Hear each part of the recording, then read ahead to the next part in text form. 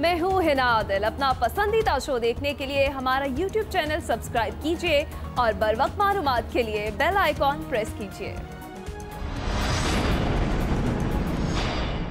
Intelligence agencies उनको बहुत सारे इस तरह के थ्रेट अलर्ट्स मिलते रहेंगे। इंटेलिजेंस एजेंसीज ने ये थ्रेट्स कलेक्ट किए, हमें बताया और वो बाकायदे इस चीज़ की निशानदेही करते थे कि किस किस जगह पे ये अटैक कर सकते हैं, जिसमें ये स्टॉक एक्सचेंज भी शामिल था। रेंजर्स, पुलिस और पाकिस्तान स्टॉक एक्सचेंज की जो प्राइवेट सिक्योरिटी गार्ड्स थे, इन तीनों पे मुश्तमिल था, जिसकी वजह से ये 8 मिनट के अंदर ये वायलेंस हुआ। मैं ये आपको यकीन दिला सकता हूँ कि ये टेररिस्ट इंसिडेंट किसी वसाइल इंटेलिजेंस एजेंसी की मदद के बगैर नहीं हो सकता और उसमें सरफहरिस्त रॉ की फ्रस्ट्रेशन आप सबके सामने है। अस्सलाम वालेकुम, आप देख रहे हैं प्रोग्राम एक्सपर्ट्स और मैं हूँ दुआ जमील। आज के पैनल का हिस्सा है अयाज खान साहब, लतीफ़ चौधरी साहब, ब्रिगेडियर रिटायर हारिस नवाज साहब, आमिर इलियास राना साहब, फैसल हुसैन साहब और हाफिज़ ताहिर महमूद अशरफी साहब। बढ़ेंगे आज के पहले बड़े सवाल की तरफ और आज की बड़ी खबर, कराची काम दुश्मनों को हजम न हो सका। मुख्तलिफ शहरों में रेंजर्स पर हमलों के बाद आज दहशतगर्दों ने कराची स्टॉक एक्सचेंज को निशाना बनाने की कोशिश की है।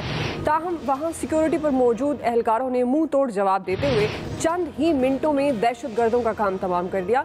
दहशतगर्दों की फायरिंग और दस्ती हमले से पुलिस एहलकारों समेत 7 अफराद भी शहीद हो गए और हमले की जिम्मेदारी कलअदम BLA ने कबूल की है। लेकिन दहशतगर्दी के तमाम ताने बाने भारतीय एजेंसी रॉ से मिल रहे हैं। जैसे कि DG रेंजर सिंध ने आज वाज़ेह भी किया कि कराची काम रॉ के लिए फ्रस्ट्रेशन का बाइस बन रहा है। तो दूसरी तरफ वज़ीर ख़ारजा शाह महमूद कुरैशी का कहना है कि 4 माह बाद करतारपुर राहदारी दोबारा खोलना भारत से बर्दाश्त नहीं हो सका और मुल्क दुश्मन अनासर पाकिस्तान का अमन ख़राब करना चाहते हैं। जैसे कि आप जानते हैं कि ये भारत की कोई पहली कार्रवाई नहीं है। बलूचिस्तान में दहशतगर्दी हो, भारतीय जासूस सरबजीत सिंह से कुलभूषण जाधव की गिरफ्तारियां हो, LOC पर आए रोज़ इश्तियाल अंगेज़ी या FATF का मामला, भारत हर मुहाज पर पाकिस्तान के खिलाफ साजिशों में मसरूफ़ है। करतारपुर राहदारी जैसे अहसन इकदाम से भी भारत बाज नहीं आया। अब वक्त आ गया है कि पाकिस्तान ईंट का जवाब पत्थर से दे, क्योंकि ऐसे मोदी सरकार अपनी हरकतों से बाज आने वाले नहीं है। और इसीलिए आज का पहला और बड़ा सवाल है एक्सपर्ट्स के लिए। ब्रिगेडियर साहब, मैं आपसे आगाज़ करूंगी। सवाल हमारा ये है कि भारत की एक के बाद एक साजिश, आपके ख्याल में पाकिस्तान का अब क्या जवाब होना चाहिए? देखें, पहला जवाब तो दुआ पाकिस्तान ने बड़ा अच्छा दे दिया, जो इनको मुंह तोड़ जवाब दिया, चाहे वो 27 फरवरी हो या आज हो। जिस तरीके से 8 मिनट में ये दहशतगर्दी का हमला नाकाम बनाया, दिस स्पीक्स के अब हमारी मुसल्लह अफवाज, हमारी पैरामिलिट्री फोर्सेस, हमारी सिक्योरिटी जो एजेंसीज हैं, देर ऑल वेल कोऑर्डिनेटेड और कोई वजह नहीं है कि अब ये इंडिया इसमें इन्वेस्ट कर सके। और ये एक दुनिया का पैगाम भी चला गया कि हम बहुत अच्छे तरीके से अपने सिस्टम ठीक कर लिए और पाकिस्तान को डिस्टेबलाइज करने की जो एफर्ट्स है, जिसके भी हैस पे इंडिया रॉ और NDs का मिल के पाकिस्तान में दहशतगर्दी कर रहा है, वो अब नहीं कर सकता। वजूहात हम सबको मालूम है। अब आई थिंक सेकंड जवाब ये होना चाहिए कि हमें इसकी पूरे प्रूफ लेके, जिस तरह हमें पता चल गया कि रफ़ीक अच्छू का जो दोस्त था वो उसका ट्रेनर है, वो भी कंधार में बैठा हुआ है, उसने ये चेक भी किया है, सारा दहशतगर्दों का सिस्टम पता चल गया है, ये BLA के लोग हैं और ये चारों के चारों मिसिंग लोग थे। हैरानी ये है कि ये चारों मिसिंग का मतलब है कि जितने भी मिसिंग लोग इस बलूचिस्तान में नाम लेते हैं, ह्यूमन राइट्स ऑर्गेनाइजेशन, डिफरेंट लोग बात करते हैं, सारे के सारे हायर किए हुए हैं रॉ ने और लिबरल ये BLA ने। वो अफगानिस्तान में ट्रेनिंग लेते हैं और जब यहाँ आते हैं मारे जाते हैं, पता चलता है कि ये तो पहले से ही नॉमिनेटेड है इस केस के अंदर। एक तो ये हो गया। सेकेंड ये कि अब उसके बाद हमें प्रॉपर एक डोजियर तैयार करने की जरूरत है। We have to very aggressive, हमें as a nuclear country behave करने की जरूरत है। नाउ इज द टाइम, हमें कॉम्प्रोमाइज नहीं करना और हमें कोई भी जो आराम से ये अपोलोजेटिक बात नहीं करने की जरूरत है। बताएं दुनिया को कि इंडिया क्या कर रहा है, इंडिया ने क्या क्या बातें की हैं, उनके जितने ये दहापसन टोला एक्सट्रीमिस्ट का ये क्या चाहते हैं, किस तरह के दावे बलूचिस्तान के बारे में करते हैं, फिर कराची के बारे में करते हैं, फिर उसके बाद कहते हैं कि हम डिस्टेबलाइजेशन करेंगे, बलूचिस्तान को आज़ाद कराएंगे, सारी चीज़ें पता चलती हैं। इसलिए अब ये सब चीज़ों का डोजर बना के and be foreign minister must go out of the country, जाके यूनाइटेड नेशन में, अमेरिका में, यूरोपियन यूनियन में, इस्लामिक कंट्री में, रशिया और चाइना जो हमारे सबको बताएं इनके क्या फ्यूचर, उनका क्या हल है। ठीक, जी अयाज साहब, ये सब कुछ पहले भी बता चुके हैं। डोजियर की बात जैसे ब्रिगेडियर साहब कह रहे हैं, बड़ी अच्छी उन्होंने बात की कि अब आगे बढ़ना चाहिए, बहुत सारे सबूत मज़ीद इकट्ठे करके देने चाहिए, लेकिन ये पहले भी हो चुका है, भारत बाज नहीं आया। आपके ख्याल में इतना ही काफ़ी है? पाकिस्तान का अब रद्द-ए-अमल क्या होना चाहिए? देखिए, सबसे पहले तो आज इस वाक़े का अगर जिक्र किया जाए तो एक हमारा सब इंस्पेक्टर शहीद हुआ है, उसके बाद सिक्योरिटी गार्ड्स उसमें शहीद हुए हैं। लेकिन इस सारे एपिसोड में मेरे लिए जो इत्मीनान की बात है कि आज फ्रंट लाइन सोल्जर्स वहाँ मुझे पुलिस वाले नज़र आए हैं। वो जो 2 कांस्टेबल्स हैं, उन्होंने जिस तरह से, जिस बहादुरी से मुकाबला किया और उनको मारा दहशतगर्दों को, ये बड़ी बात है।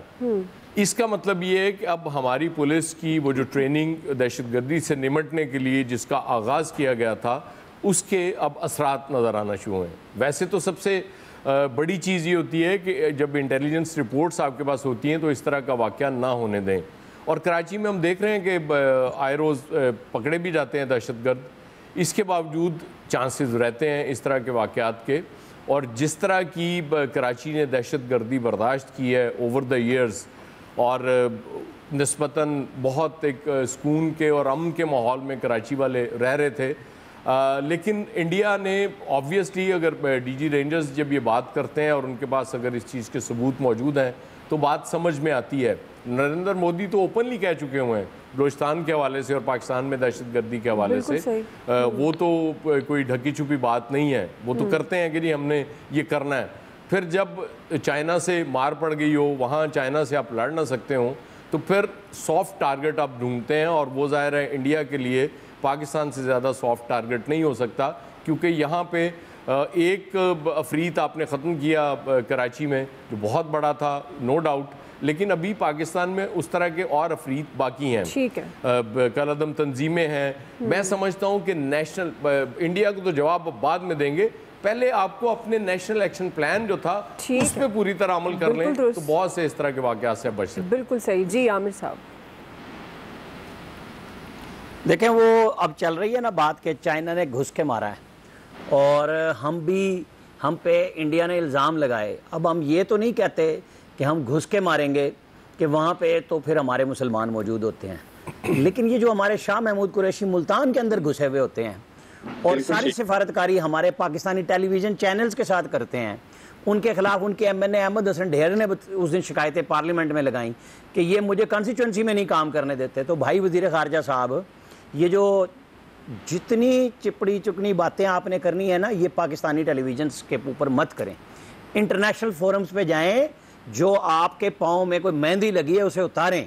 आप पाकिस्तान के वज़ीर ख़ारजा के मनसब पे फ़ायदा है, मुल्तान ज़िला कौंसिल के चेयरमैन नहीं हैं कि आप उसके अलावा कुछ दिखता नहीं है। माल पकड़ना है तब भी मुल्तान, तंग करना है तब भी मुल्तान। आप जाएँ यूरोप में, आप जाएँ अमरीका में, जिन ममालिक के कंट्रीज़ के सिफारतकारों ने आज ट्वीट्स किए हैं उनको ही बुला के मिल लें, फिर जाएं उनके ज़रिए कि जी देखें इंडिया क्या कर रहा है। ये जो स्लीपर सेल कहानियाँ ये ना सुनाएं, लोगों को सबूत दें। जाके आपके इंटेलिजेंस के इदारों ने चीज़ें इकट्ठी की हुई हैं, हिम्मत पकड़ें, उस कलभूषण का नाम जुबान पे दोबारा लाएं जिसको आपने 2 साल से उल्ली लगाई हुई है कि कलभूषण का नाम भूल गए अब आप। उसकी सज़ा के लिए अमल दरामद की तरफ जाएं, ताकि जिसका हम इस्तारे में नाम इस्तेमाल करते हैं कि जी ये उनके वही सेल हैं, तो भाई इनको पकड़ना किसकी जिम्मेदारी है, उनको सजाओं तक पहुंचाना किसकी जिम्मेदारी है। आलमी अदालत इंसाफ में लड़ना वजारत खारजा ने है। हमारी जो इंटेलिजेंस एजेंसियां हैं उनका काम जासूस पकड़ के आपके हवाले करना है, फिर हुकूमतों का काम होता है। आप पिछली हुकूमत पे तो बहुत इल्ज़ाम लगाते थे, अब आपकी जुबान को क्या हुआ है, कलभूषण किधर चला गया है। लिहाजा अब आपको सिफारतकारी घुस के करनी पड़ेगी, अगलों के घरों में पहुंचना पड़ेगा। आप ये बातें करना बंद कर दें कि यहीं पे बैठ के रोजाना पार्लियामेंट में एक रिपोर्टर पकड़ा, उससे मर्जी के सवाल पूछवाए और पूरी जनाब PID ने उसी सवाल को उठा के नशर करवा दिया। ऐसा नहीं होता। आप इंटरनेशनल मीडिया पे जाएं हुजूर, जो DG रेंजर्स बात कर रहे हैं उसके सबूत पकड़ें और घुसें उधर जाके इंडिया का मुंह तोड़ें और बंद करें सिफारतकारी के जरिए। बिल्कुल सही कह रहे हैं ज़ाहिर, जो रेलिवेंट मिनिस्टर है वो जिम्मेदार भी है और उसको आगे बढ़कर इसका जो जवाब है वो देना चाहिए। जी हाफिज़ ताहिर साहब। बिस्मिल्लाहिर्रहमानिर्रहीम, नहमदुहु व नसल्ली व नसल्लिमु अला रसूलिहिल करीम। सबसे पहले तो मैं जो शहीद हुए उनको उनके लिए दुआ करता हूँ और जो जख्मी हैं उन जख्मियों के लिए सेहत की दुआ करते हैं और अपने सलामती के इदारों, पुलिस, फौज, रेंजर जो इस सारे अमल में शरीक रहा उसे सलाम भी पेश करते हैं। हम तनकीद भी करते हैं जब वो गलत करते हैं, लेकिन उन्हें खसूसन पुलिस वालों को शाबाश मिलनी चाहिए। और अब तक हमें आना चाहिए था ऐलान हुकूमत की तरफ से उनके लिए इनामात का। ये छोटा मसला नहीं है कि उन्होंने 8 मिनट के अंदर हजारों लोगों को बचाया और वो शाबाश के मुस्तहिक हैं। जहाँ तक बात है हिंदुस्तान की, तो हिंदुस्तान जुबान ही चीज़ों की समझता है। चीन ने जो उसके साथ किया है लद्दाख में और नेपाल ने जिस तरह उसके सामने खड़ा हुआ है, अब अगर हम ये कहें कि हम बिल्कुल ठीक बात कही है आमिर इलियास राणा साहब ने कि अगर हम ये कहें कि हम जनाब पाकिस्तान में बैठ के बात कर लेंगे और कौमी असम्बली में बात कर लेंगे, इससे बात नहीं बनेगी।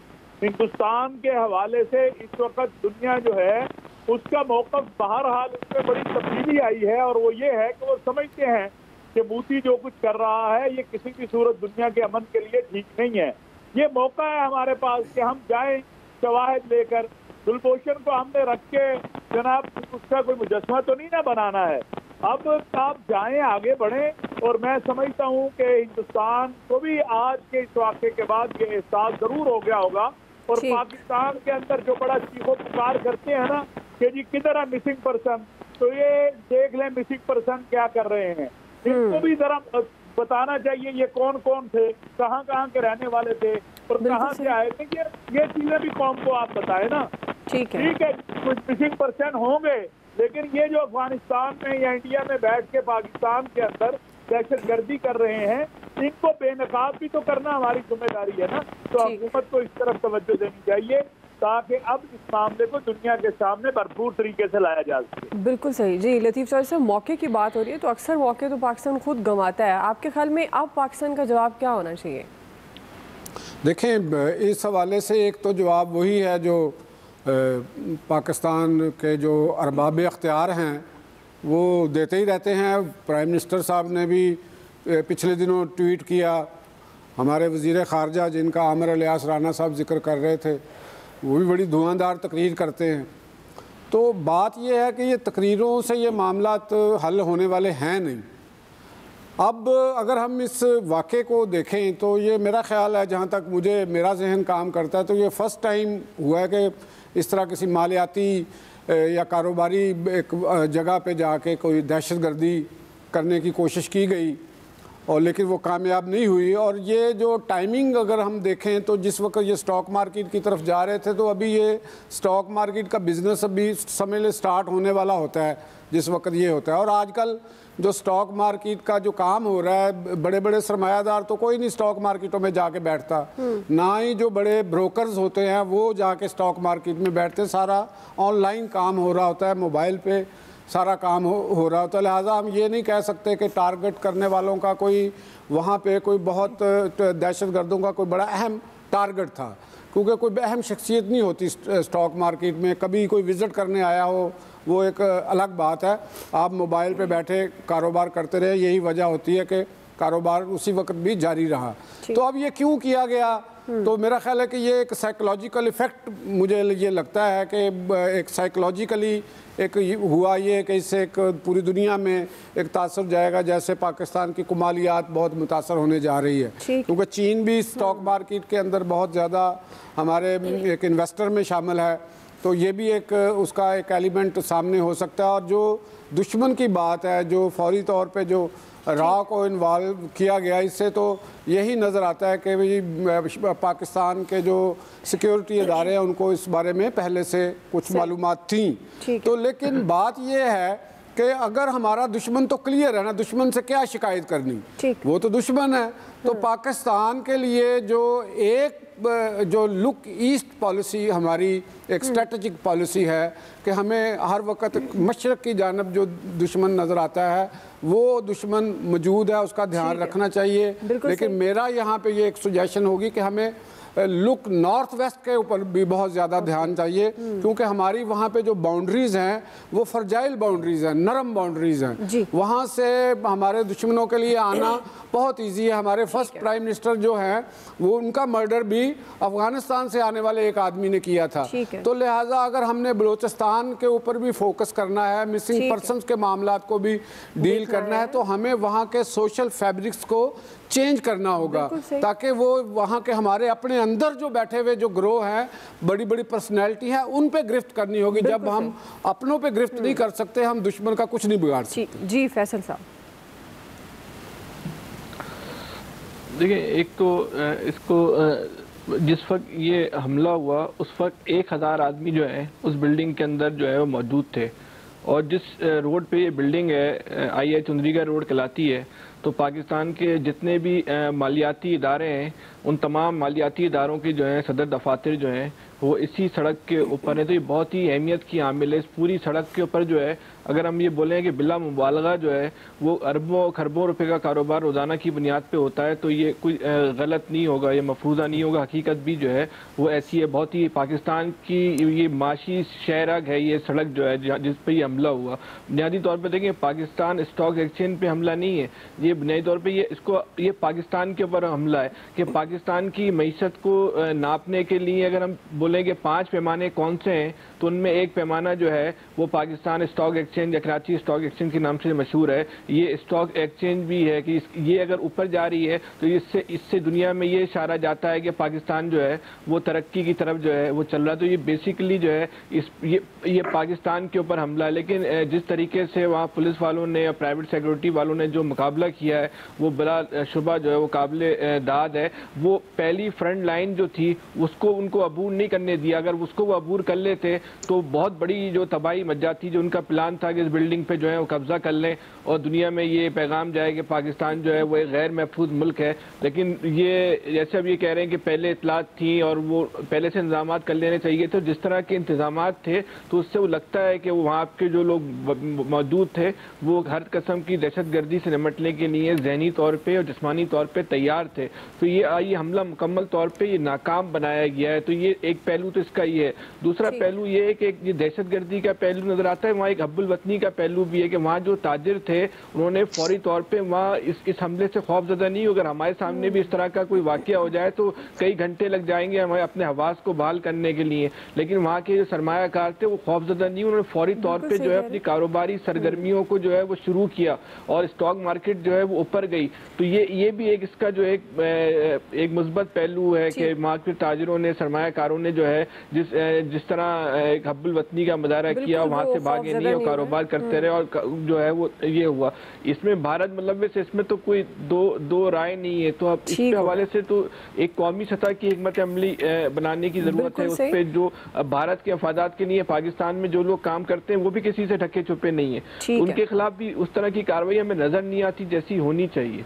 बिल्कुल आप सही कह रहे हैं। आज पाकिस्तान के लिए जहाँ एक बुरी खबर है तो वहाँ एक अच्छी खबर भी है कि पाकिस्तान के लिए एक बुरी खबर है, वहाँ अच्छी खबर है। मुहिब्बे वतन की आपने बात भी की है। पाकिस्तान का जवाब अब क्या होना चाहिए भारत के एक पर एक बार आपने राय जानी एक्सपर्ट्स की। अभी हम एक ब्रेक लेते हैं, ब्रेक के बाद हम वापस आएंगे। आज का हमारा दूसरा बड़ा सवाल होगा, क्या वज़ीर आज़म के इस्तीफे का मुतालबा ऑपोजिशन की बेबसी है? राय लेते हैं ब्रेक के बाद।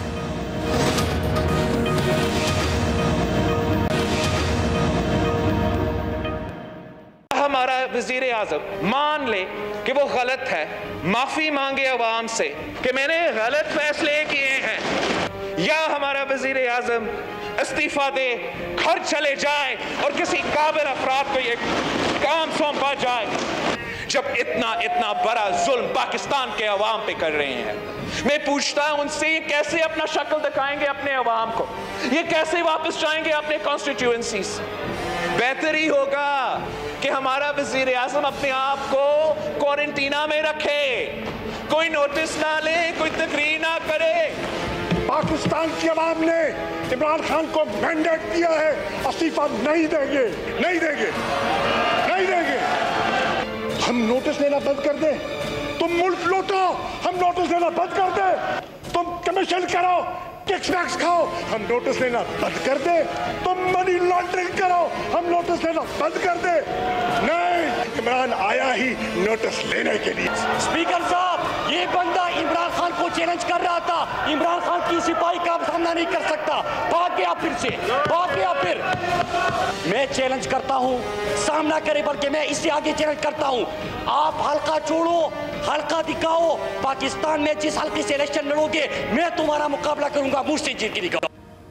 ये हुकूमती अरकान और उससे पहले बिलावल भुट्टो जरदारी की भी आपने गुफ्तगू सुनी, जो खिताब कर रहे थे वो कौमी असम्बली में। अपोजिशन के एहतजाज के बावजूद गवर्नमेंट ने कौमी असम्बली से वफाकी बजट कसरत राय से मंजूर करा लिया है।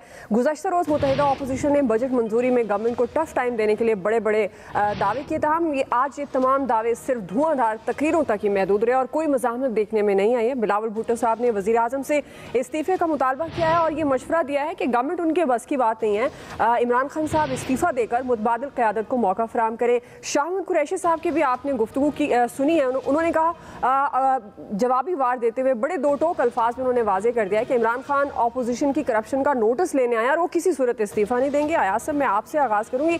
सवाल तो हमारा ये है कि क्या वज़ीर आज़म के इस्तीफे का मुतालबा ऑपोजिशन की बेबसी है, लेकिन मैं इसमें एक ज़िमनी सवाल भी ऐड करना चाहती हूँ। जो बिलावल भुट्टो ने कहा कि मुतबादिल को मौका दें, इस्तीफा देना चाहिए, आप समझते हैं उनकी वो दुरुस्त है, या शाह कुरैशी साहब ने बड़े धड़ल्ले से कहा है कि इमरान खान साहब बिल्कुल रिज़ाइन नहीं करेंगे और वैसे भी वो करप्शन का नोटिस लेने आए, इस्तीफ़ा देने नहीं आए? एक तो ये कि मुझे नेशनल असम्बली का ये इजलास और ये तकरीरें देख के आज मौला जट याद आ रही थी। वो बड़े कुछ दिलचस्प सीन थे उसमें कि वो बिस्तर पे हैं अस्पताल के दोनों, विलन और हीरो, और उनको ब्लड लगा हुआ है और वहाँ भी वो डायलॉग बोल रहे थे। तो ये हालत हमारी यही है। ज़ाहिर है अपोजिशन इस्तीफ़े मांगा करती है, इसमें कोई ऐसी बात नहीं है। अगर अपोजिशन ये समझती है कि प्राइम मिनिस्टर साहब नहीं या गवर्नमेंट ठीक काम नहीं कर रही तो अपोजिशन का राइट होता है और उसी तरह गवर्नमेंट का भी राइट है वो कह जी हम इस्तीफ़ा नहीं दे रहे। तो ये तो सिलसिला चलता रहता है, इसमें तो हैरत वाली बात नहीं है। क्योंकि बिलावल ज़ाहिर है, ये हैरत वाली बात ये है कि मुझे याद आ रहा है लास्ट ईयर भी यही हुआ था। बजट से पहले बिलावल ने और बाकी ऑपोजिशन ने, स्पेशली बिलावल ने ये दावा किया था कि हम बजट पास नहीं होने देंगे। और हालत ये होती है कि आज ख्वाजा साहब कह रहे थे, हमारे 30 अरकान आए थे नेशनल असम्बली में, जब वो पता चला कि रजिस्टर में हाजिरी 119 की लगी हुई है, तो इमरान खान साहब ठीक कहते हैं कि उनका मुतबादिल इस वक्त कोई नहीं है, क्योंकि जब मुतबादिल की बारी आएगी तो फिर देखी जाएगी। जी आमिर साहब, वो कहते हैं ना शाह महमूद साहब के इमरान तो आया ही नोटिस लेने हैं, तो लोग घबरा जाते हैं, क्योंकि अब लोग कहते हैं वो और घबरा लें, क्योंकि अब जिस चीज़ का नोटिस लेना है वो भी मार्केट से गायब हो जाएगी।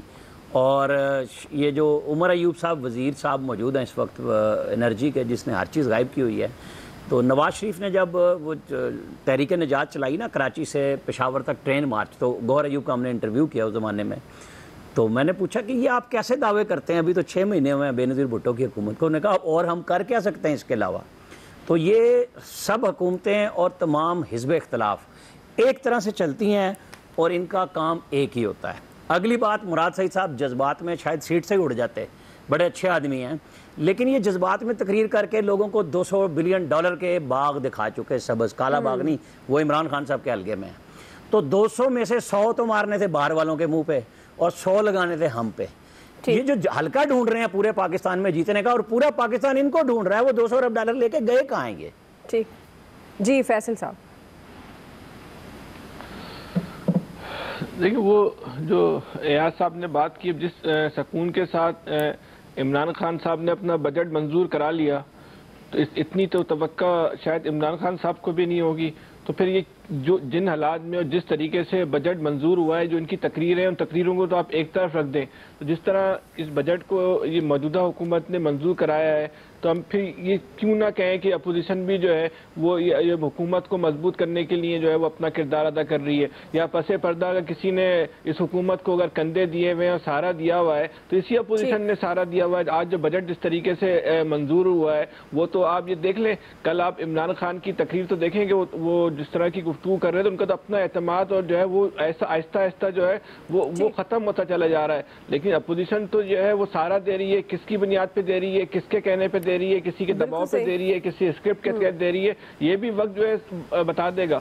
लेकिन जो ज़ाहिरी सूरत हाल है, जब तक ये मौजूदा अपोजिशन है, जब तक ये मौजूदा अपोजिशन के लीडर हैं, मौजूदा हुकूमत को और इमरान खान की हुकूमत को कोई खतरा नहीं है। तो जो इमरान खान के चाहने वाले हैं, जब कम है ज़्यादा हैं, जितने भी रह गए, उनको कम से कम ये परेशान होने की इस हवाले से ज़रूरत नहीं है कि इमरान खान जो है वो मौजूदा अपोजिशन की मौजूदगी में वो पूरी मुद्दत अपनी पूरी ही करेंगे। जी हाफिज ताहिर साहब, देखिए बात यह है कि मैं समझता हूँ मुराद सईद साहब ज्यादा जज्बाती हो जाते हैं, वो हल्के बड़े हैं। बिलावल के पास जहाँ मुमकिन है मुराद सईद साहब की जमानत की जब्त हो जाए, एक बात तो ये है। दूसरी बात ये है कि ये फ्रेंडली नहीं, ये तो मुकम्मल तौर पर जो है इमरान खान साहब को खुला मैदान है, क्योंकि ये जो अपोजिशन की दोनों जमातें हैं ये बेचारे खुद अपने अपने चक्कर में है। नफ्सा नफ्सी जो है ना वो है कि तू मुझे बचा मैं तुझे बचाता हूँ, ये वो ये बजट मंजूर मैंने आपको शुरू में कहा था कि ये तो जब वो हमारे बलूचिस्तान वाले दोस्तों का आ रहा था, नाराज होके चले गए या नाराज हो गए, ये नाराजगी और मोहब्बतें ये इमरान खान साहब पे फिलहाल असरअंदाज तो नहीं होंगी, 6 महीने बाद हो जाए तो उसका पता नहीं है। ठीक जी ब्रिगेडियर साहब, दुआ देखें, बात ये कि जिस जो क्राइसिस है ना, एक मौशी क्राइसिस इनिशियल था, कोरोना के भी हालात से निकल रहे हैं, बजट पास करा लिए। I think now Imran Khan and government will feel more confident, और वो अब उनको अगला 1 साल पूरा मुझे यकीन है कि आवाम की बेहतरी के लिए, उनके मसाइल हल के लिए गुजारेंगे। दे नो कि अब उनके पास टाइम कम रह गया है।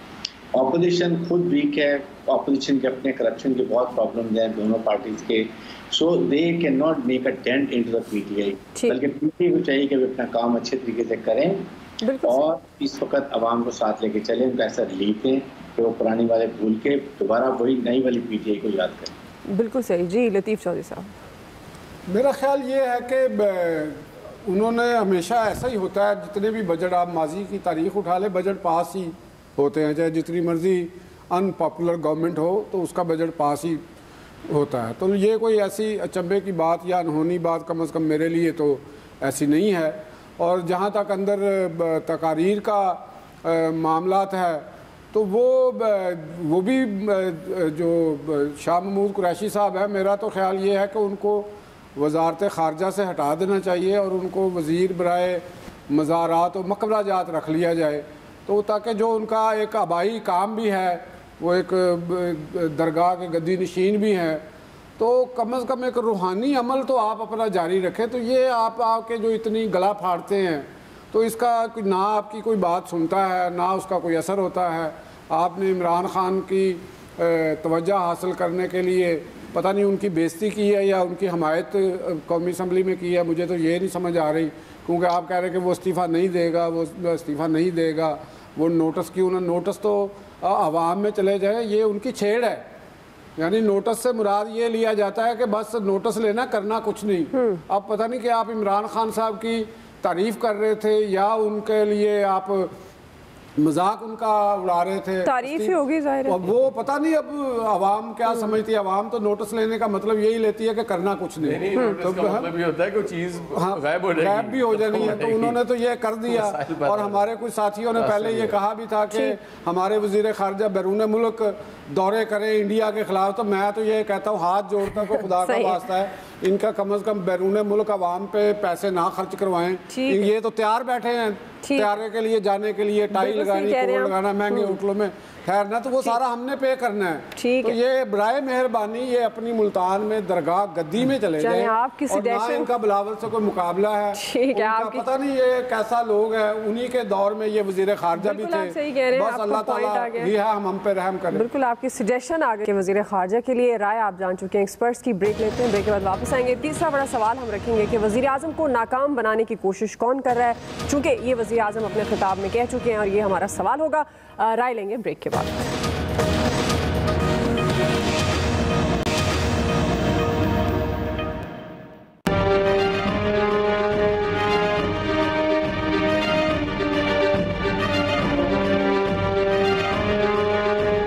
रिफॉर्म का मतलब ही ये है कि आपने स्टेटस को के खिलाफ लड़ना है।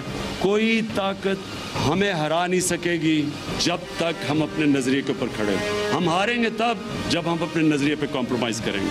आज ये जो सारी आपकी ऑपोजिशन है, मेरे लिए कितना आसान है 5 साल गवर्नमेंट करना। सिर्फ मैंने इनके 8-9 लोगों को ये कहना है कि तुम फिक्र ना करो, तुम्हारे केसेस हम आगे नहीं बढ़ने देंगे।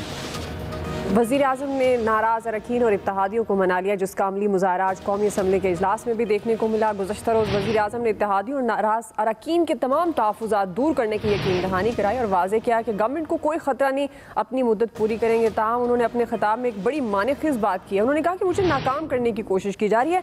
आमिर साहब, मैं आपसे आगाज़ करूँगी। सवाल ये जो इमरान खान साहब ने कहा कि मुझे नाकाम करने की कोशिश की जा रही है, वज़ीर आज़म को नाकाम बनाने की कोशिश कौन कर रहा है? हिज़्ब इख्तिलाफ तो बिल्कुल नहीं कर रही। वो खुद भी कह रहे हैं कि 8-9 लोगों को मुझे क्लीन चिट देनी है।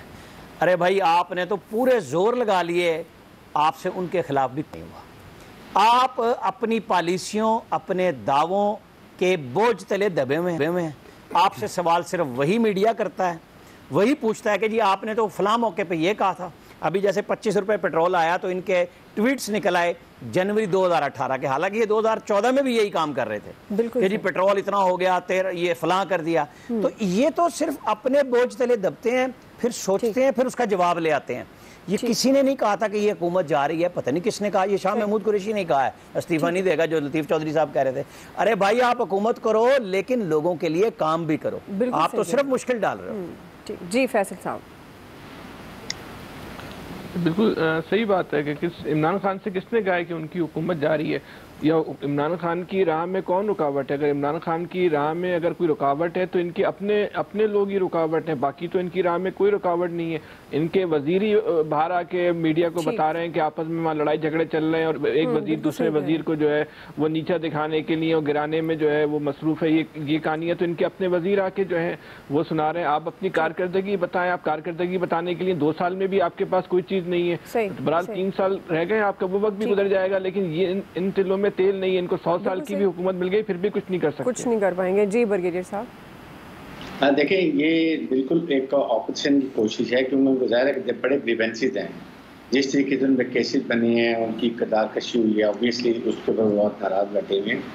लेकिन इसमें पीटीए का अपना कसूर भी है, गवर्नेंस इनको इम्प्रूव करने की जरूरत है। I don't never doubt Imran Khan honesty के ऊपर, सब चीज़ों पर, but then you have to deliver to the people of Pakistan. आपने पैसा लाने का कहा, लूटने का वापस लाने का, आपने करप्शन खत्म करने का कहा। आपको अगले 1 साल में ये सारे काम करने हैं अगर आपने अपनी हुकूमत को बचाना है। बिल्कुल जी। हाफिज ताहिर साहब। बात ये है जी कि खान साहब को इस्तीफे का पता नहीं किसने कहा है। बहरहाल मेरा नहीं ख्याल है कि खान साहब जा रहे हैं या जाएंगे फिलहाल से।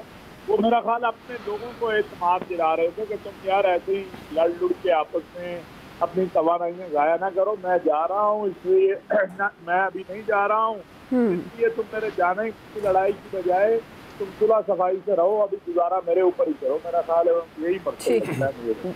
जी आया साहब। तो मेरे ख्याल इमरान खान साहब भी उन्हीं पे ये इल्ज़ाम आएगा कि वो कोशिश कर रहे हैं। जब 15 रुपये जब दोबारा पेट्रोल सस्ता किया तो क्या ज़रूरत थी सस्ता करने की भाई? और जब आप 25 रुपये बढ़ा रहे थे पेट्रोल तो 2 दिन पहले चूहा रिपोर्ट छोड़ते हैं मीडिया में, उसके बाद करते हैं, आप अचानक फैसला कर देते हैं, आपसे करा लिया जाता है, आपको समझ ही नहीं आती। इत्तेहादियों से वादे आप पूरे नहीं कर सके अभी तक। चोई शुजात का कल मुझे बड़ा मज़ा आया, उन्होंने कहा जी हम वोट देंगे आपको लेकिन आपकी रोटी नहीं खानी हमने। हालांकि चोई साहब आपको था रोटी छोटी के मामले में बहुत मुँह है, तो उनसे भी वादा नहीं पूरे कर रहे। तो मेरे ख्याल इत्तेहादियों से करें और उसके बाद हमारी तरफ भी आएँ, अवाम की तरफ, हमें भी कुछ दे दें मेहरबानी। जी लतीफ़ साहब। मेरा ख्याल है कि इमरान खान साहब ने मजाक ही किया है, मुझे नहीं लगता। वो अक्सर आपको पता ही है मजाक करते रहते हैं। और अभी खान साहब ने कहा कि वो हमारे लिए कुछ करें, तो मैं तो ये कहता हूँ कि भी उन्होंने जाना नहीं है, तो उन्होंने ये भी बोले, हर दफ़ा वो कहते हैं कि आपको रिलीफ मैं देता रहूँगा। तो मैं तो यही दुआ करता हूँ कि बस अल्लाह ताला बस इमरान खान साहब आप हमें रिलीफ ना दें, आपकी मेहरबानी है, आप इक़्तिदार में बैठे रहें। और बाकी जो अपोजिशन है वो उनको तो कोरोने हुए हैं, किसी ने क्या करना है आपको। मेरा ख्याल है कि ये हमें बस रिलीफ देना बंद कर दे, यही आपकी रिपोर्ट मांग ली उन्होंने। अब मेरे ख्याल में एक्सपर्ट्स को आमीन कह देना चाहिए, क्योंकि लतीफ़ चौधरी साहब ने ये दुआ किया। बहरहाल इमरान खान साहब को नाकाम बनाने की कोशिश कौन कर रहा है आप जान चुके हैं। आज के एक्सपर्ट से इतना ही, फीडबैक दीजिएगा, ख्याल रखिए, अल्लाह। मैं हूँ हिना आदिल। अपना पसंदीदा शो देखने के लिए हमारा YouTube चैनल सब्सक्राइब कीजिए और बर वक्त मालूमात के लिए बेल आइकॉन प्रेस कीजिए।